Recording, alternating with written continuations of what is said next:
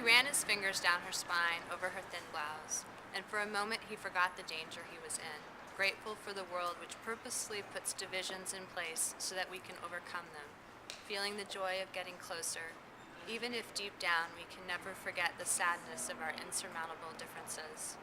Before he knew it, he was shaking violently. He seized his muscles to try to stop.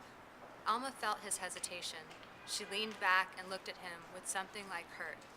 And then he almost but didn't say the two sentences he'd been meaning to say for years. Part of me is made of glass, and also, I love you. He felt as though his brain were on fire. She had come to him. What happiness! And then how she looked at him.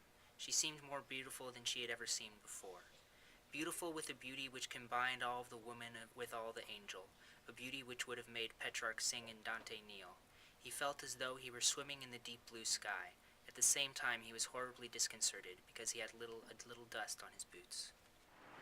The first time I saw Brenda, she asked me to hold her glasses. Then she stepped out to the edge of the diving board and looked foggily into the pool. It could have been drained. Myopic Brenda would never have known it. She dove beautifully, and a moment later she was swimming back to the side of the pool, her head of short-clipped auburn hair held up, straight ahead of her, as though it were a rose on a long stem. She glided to the edge and then was beside me. "Thank you," she said, her eyes watery, though not from the water. She extended a hand for her glasses, but did not put them on until she turned and headed away. I watched her move off. Her hand suddenly appeared behind her. She caught the bottom of her suit between thumb and index finger and flicked what flesh had been showing back where it belonged. My blood jumped.